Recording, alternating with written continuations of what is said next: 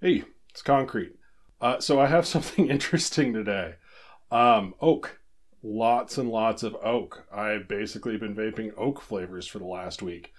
So this might be a little esoteric, but I think I did a decent job of rounding up the commercially available oak flavors, talking about where to use them, how to use them, and then which one of the oaks is going to be your best bet for any given situation. So today I'm going to go over Flavor's Oak Barrel, which pre-release will be out on October 6th.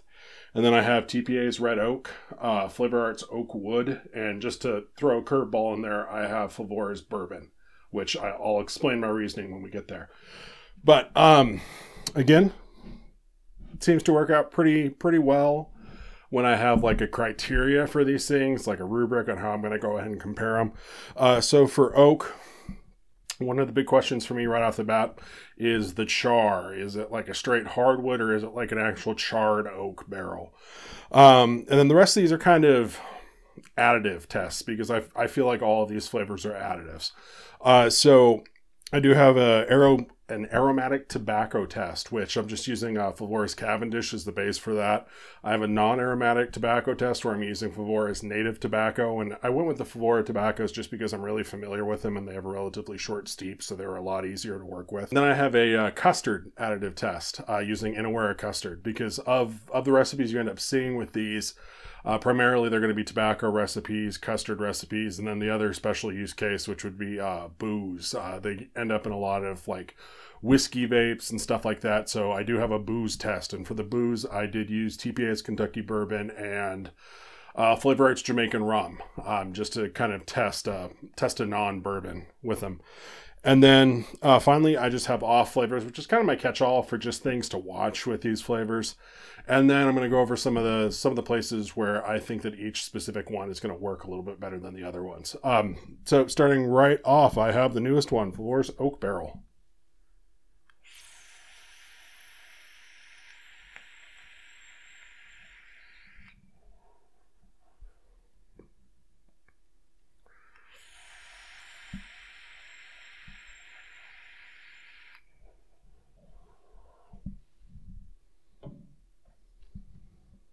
I'm starting right at the top of that criteria list. Char. I get zero char from this. This is not like a bourbon charred oak whatsoever. It's pretty much just straight hardwood. There's no smokiness or anything that feels like it was really cooked or caramelized anywhere near it. It's just there's not a lot of body by itself, but honestly, it just tastes like smelling like an actual board of oak more than anything else. In terms of using it with an aromatic tobacco, so this is really interesting. It's a true additive in that it doesn't have much body by itself. With the aromatic tobacco, it tends to kind of dry the vape out pretty substantially. And so it kind of cleans up like a moister tobacco taste. I did notice that it did seem to be pushing some of the fruitier nuances of the tobacco up front just because it's drying out the bottom end and it's adding like that tannic tartness to the fruit and kind of making it pop just by contrast. In terms of non-aromatic tobacco, it didn't work as well for me just because that dryness, the native tobacco is a little bit drier to start off with. It's more of a straight ahead tobacco. I feel like that dryness was, again, sort of giving it a tannic edge, but that's not necessarily something I want if there's no like fruit or spice note or whatever in the mix. It kind of made the ash notes pop a little bit. By itself with native, I don't really think it's a particularly nutty tobacco, but with some of the oak barrel added in, it did kind of pop up that nutty note. It made it kind of dry and nutty. All in all, works a whole lot better with a more aromatic tobacco than a non-aromatic tobacco. Using it with custards was not really a good idea. It still has that kind of dryness in there, and it tends to make any kind of cream or custard that you end up pairing with it kind of tastes like Lucky Charms marshmallows, that like kind of chalky, sweet, dry thing. But it still has like a little bit of oak in there, so it tastes like eating Lucky Charms marshmallows at a lumber yard, which is not Not fun. It's interesting. It's not fun though.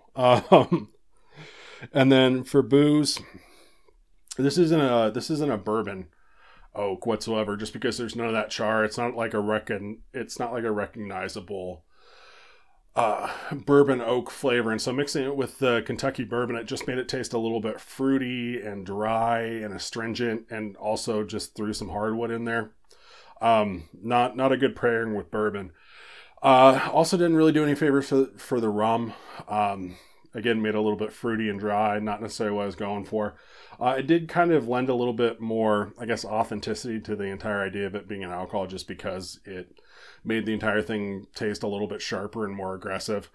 But it's not what I'd pick for like a brown liquor enhancer at all. I do think this is going to have some specialized use when you're talking about like fruitier cocktails. And for the use case, that would be part of what I'd be suggesting is, if you want to take a sweeter fruit wine kind of base and push it closer to something that had a little bit of oak in it, like a Cabernet or something. I think it's going to go ahead and sort of put those fruits and like contrast those fruits and kind of pop those out a little bit. That oak taste actually would go really well if you were going for like a wine flavor.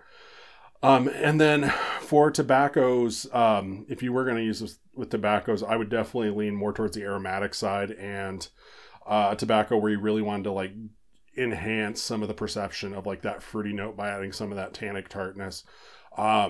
So like cherry pipe blends and stuff like this, I think this would go really well. I did find this to be relatively strong. So I think you're looking at like 0.25, maybe even lower to start out and kind of working up, because there's no way to kind of climb back from that like weird dry astringency there. You want just enough to get the job done. It's not a flavor that you want anything extra hanging around in the background. It's going to make everything really weird. So next I have TPA's Red Oak.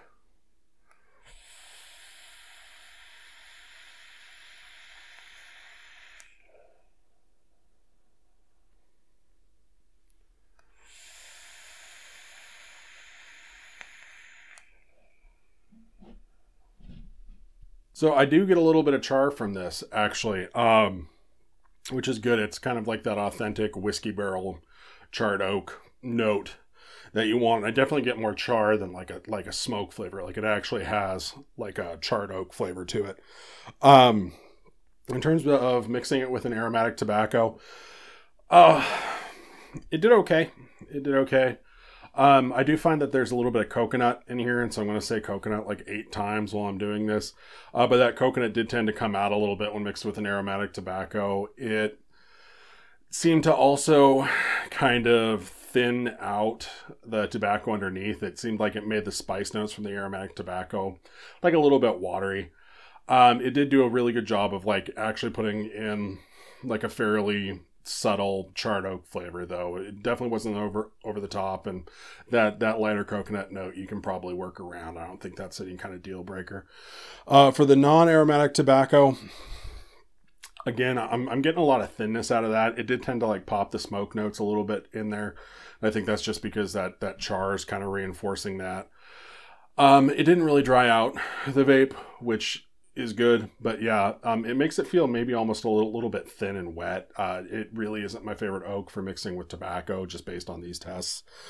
It did do really well mixing with a custard, though. So when I'm saying coconut over and over again, that coconut note does do a little bit to sort of boost up the custard, and just mixing it with Innerware custard, I felt like it worked really well together. It did sort of work for that charred oak custard. It's more of a mellow char note, and there isn't too much baggage along with it, so it went really well. I did find that it watered down the custard just a tad, though, but honestly, it worked really well there. And then for booze, it does a passable job with Kentucky bourbon. Like, I'm not mad at it. Works pretty well. Definitely gives it a lighter char note. It was good with the rum, actually, strangely enough, and I think that's part of that coconut note coming into play. And just because it doesn't really dry out the vape, I could see it working with some fruitier cocktails too. And in terms of off flavors, like I've said 12 times already, because I repeat myself, There's some coconut in here, and since it's an oak, there's that oak in there. It kind of tastes like a coconut husk, which I think a lot of the reason that I picked up on it as much as I did is because I've been vaping these all week back to back. So, you know, little differences tend to stand out. I don't think it's an overwhelming flavor, but it's something I guess watch for. I don't think most people are going to think that it's a deal breaker if they really want to use this flavor. In terms of use case, for me personally, I'd probably stick to using this with custards and creams when you want that oak, just because it doesn't dry out the vape, and that light bit of coconut actually kind of helps to reinforce that custard or cream note. And it was really interesting with rum too, and so I'd kind of like to explore that a little bit. It did some really fun things with Flavor Art's Jamaican rum, so that's cool. So next I have Oakwood by Flavor Art.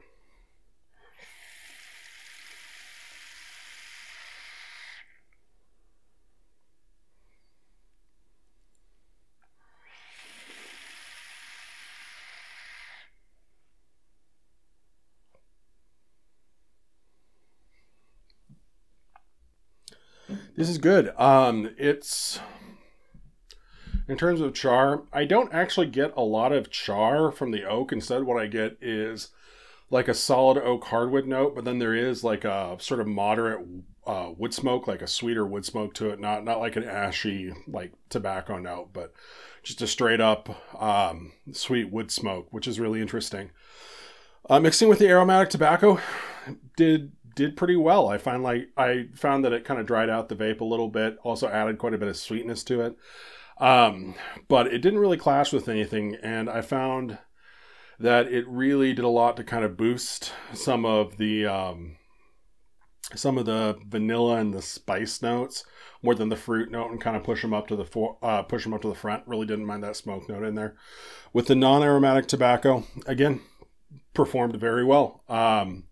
That smoke note does really good things with like that light bit of ash in there.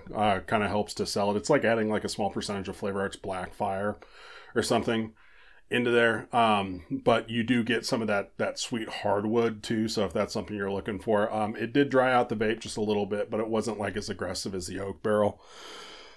In terms of the custard, didn't do a bad job, but it didn't really click for me as much. Again, kind of dries and sweetens it. Made it taste just a little bit chalky. Not as bad as the Oak Barrel, you know, it wasn't the cereal marshmallows in a lumberyard thing. But it does add that sort of like recognizable wood note, which isn't necessarily what I'm going for with that. I'd rather have like a char rather than just like a straight board of oak stuck in my custard. Mixing with booze, I don't really like this with bourbon, and that's a lot of where I see it, just because it doesn't have that sort of bourbon charred oak. I do think it's going to be more useful, especially with like Flavor Arts whiskey, when you're looking for a non-bourbon whiskey where you don't want the charred oak, and instead you just want to like increase some of the smokiness of like the peat note and Flavor Arts whiskey. I think it's going to be interesting there. Worked okay with the rum. Actually, it worked better with the rum than it did the bourbon. And just because I'm not necessarily expecting that charred oak note. So my biggest complaint with this, in terms of off flavors, it's pretty aggressively sweet for me. And it does seem to add like a very distinct extra sweetness to mixes. So I think that's probably something to look out for, especially with tobacco blends. In terms of use case, this is a really good just general blender with tobacco mixes when you don't want it to like absolutely dominate and completely bend the flavor around, but you just want some of that sweet smoke and that hardwood in there. This is a really good choice. I'm also really excited to sort of mess around with this one in Flavor Arts whiskey. I think that would be my other use case for it, really would be playing with non-bourbon whiskeys, because when you see whiskey and vaping, they're usually just talking about bourbon. I think this could be quite a bit more interesting than that. So the last flavor that I have today is Flavora's Bourbon, and this is kind of my wild card for this round, mostly because it's not a great bourbon flavor, or at least solo, it's not a great bourbon flavor. It doesn't have much body to it, or like much booze to it, but what it does have is a really, really nice charred oak note.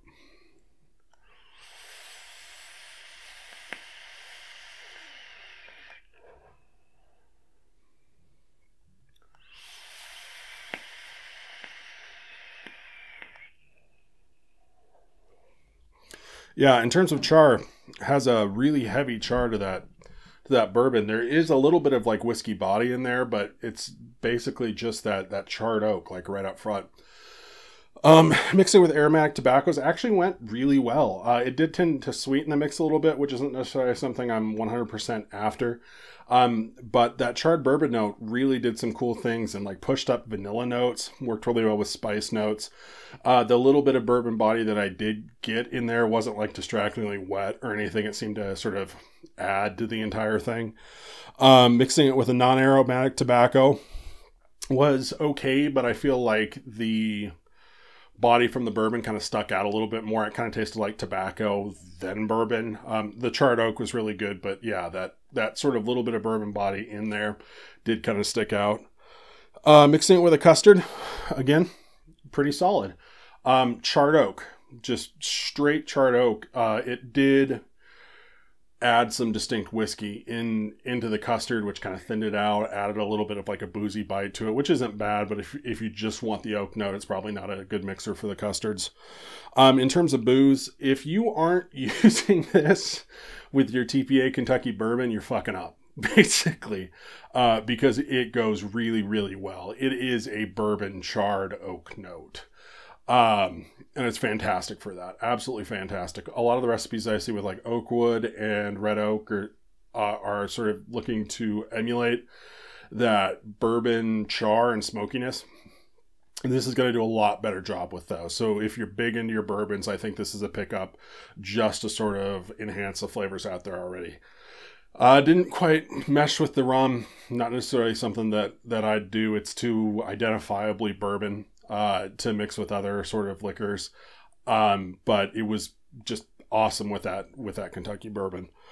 And then for off flavors, like I said, it's charred oak heavy, but there is definitely a little bit of whiskey body in there. There's a little bit of booze, a little bit of like kind of a funk to it.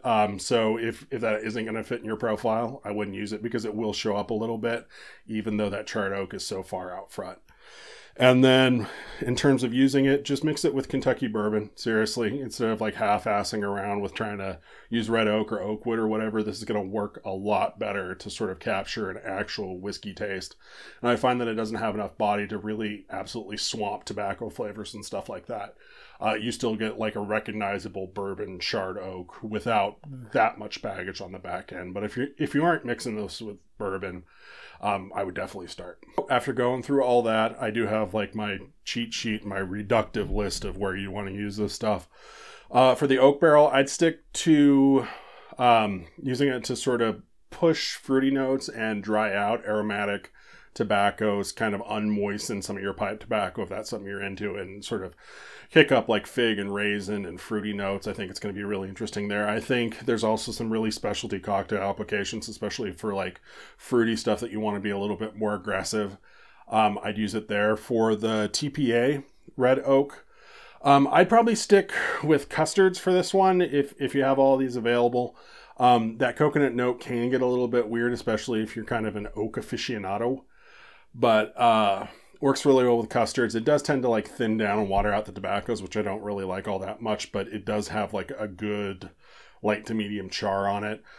The flavor out oak wood, honestly, if I had to pick one of these up, and for some reason you wouldn't let me have FLV Bourbon again, I probably would just pick up the oak wood. Does really good work with tobaccos in general. Doesn't have too many drawbacks, but it does add some of that sweetness and some of that non-charred oak. And then the FLV Bourbon, just seriously, anything that you want that bourbon note. It's much more adaptable than you would think, just because there isn't a whole bunch of watery body behind it. It's just that bourbon charred oak. So use that when you want like a straight up bourbon charred oak. So hope that helped. There's a lot of information about wood flavors, but hey, we got through it. So thank you for watching. I do appreciate it. I'll catch you later.